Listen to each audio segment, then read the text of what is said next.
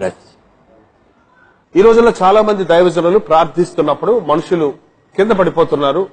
దానికి బైబిల్లో ఆధారం ఉందా అన్న విషయాన్ని కొంచెం తెలియజేస్తారా? ఈ ప్రశ్న ఇప్పటికి దాదాపు 50 మంది అడిగారు నన్ను. దీనికి ఒక్కటే సింపుల్ ఆన్సర్ ఉంది. ఒకసారి పౌలు గారు మాట్లాడుతూ ఉంటే ఆ కిటికీలో కూర్చొని ఉన్నాడు ఐతుకు అని ఒకడు. వాడు కింద పడిపోయి చచ్చిపోయాడు. అప్పుడు పౌలు వెళ్ళి అతన్ని లేపాడు. అంటే అతడు పడిపోతే పౌలు లేపాడు, కానీ పడగొట్టి లేపలేదు కదా. ఎవడన్నా పడిపోతే వాడిని లేవనెత్తండి, అంతేగాని వాడిని పడగొట్టి మళ్ళా లేపడం ఈ డబుల్ వర్క్ ఎందుకు పెట్టుకుంటారు మీరు అని నా సలహా. దేవుడు మిమ్మల్ని దీవించునుగాక. దీనికి కొంతమంది చెప్తున్నారండి, ఆ యేసు ప్రభుని పట్టుకోవడానికి గెత్సేమని తోటలోకి వచ్చినప్పుడు ఆ సైనికులు ఆయన చూడంగానే వెనక్కి పడిపోయారు కదా, అలాగే మీరు కూడా దేవుని శక్తితో నింపబడిన మూలాన పడిపోతున్నారు అంటుంది. ఇదొక విచిత్రమైన రిఫరెన్స్. దానికి అర్థం ఏంటంటే యేసు ప్రభు వాళ్ళు వచ్చినప్పుడు వెతుకుతున్నారు. మీరు ఎవరిని వెతుకుతున్నారంటే నజరేయుడైన యేసును అనగానే నేనే అన్నాడు. నేనే అనే సర్వనామము అది దేవునిది. నేనే అనగానే అయాం అనగానే అలాగా అదిరిపడి సైనికులందరూ కింద పడిపోయారు. ఎందుకంటే ఆ నామములో ఉన్న శక్తి అది. వాళ్ళు అవిశ్వాసులే, పడ్డవాళ్ళు విశ్వాసులు కాదు. పైగా సైనికులు పరిశుద్ధాత్మ శక్తి పొంది పడిపోతున్నారు అంటున్నారు.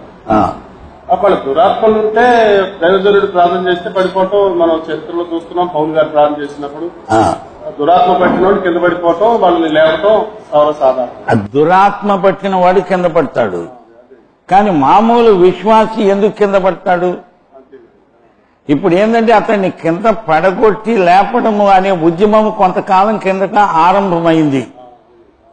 అది ఏంటంటే పడగొడితే నాలో దేవుని శక్తి ఉన్నది అని.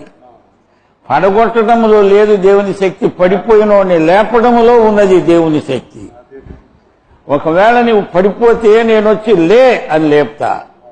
పేతురత్త జ్వరంతో పడి ఉన్నది, అవునా?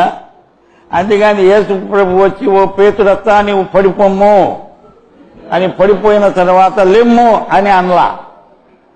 అంచేత ఆమె అప్పటికే పడిపోయింది. పడిపోతే ఆయన చేయిచ్చి లే అని అన్నారు, అంటే లేచింది. బైబిల్ అంతటా కూడా యేసు ప్రభు పడిపోయిన వారిని లేపడానికి వచ్చినట్టే చెప్పబడింది. చచ్చిన వాళ్లను బ్రతికించడానికి వచ్చాడు. అంతేగాని చచ్చిందాక ఎందుకు ఇప్పుడే నేను చంపుతా ఇప్పుడే బతికిస్తానంటే చెట్టు చివరికి అభాస పాలైపోతాం. అందుకని ప్రభువును మహిమపరచడానికి పడిపోయిన వాళ్ళని లేపుదాం రండి. అనేక మంది పతనావస్థలో ఉన్నారు. అనేక గృహాలు విచ్ఛిన్నమైపోతున్నాయి. ఇప్పటికి కూడా లండన్ నుంచి నాకు ప్రతిరోజు ఒక ఆయన ఫోన్ చేస్తుంటాడు. అరగంట సేపు భార్య భర్తలు విడిపోయారు. ఆయన ఏడుస్తున్నాడు, అయ్యో నా భార్య పిల్లలు కావాలో అని ఏడుస్తున్నాడు. కుటుంబాలు పాడైపోతున్నాయి.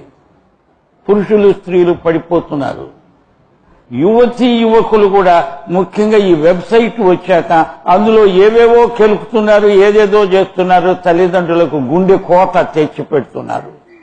అంత పడిపోతున్నారు. వాళ్ళని లేపుదాం. మళ్ళా ఈ డబుల్ ప్రాసెస్ ఎందుకు అని ప్రేమతో నేను హెచ్చరిస్తున్నాను. దేవుడు మిమ్మల్ని దీవించునుగాక.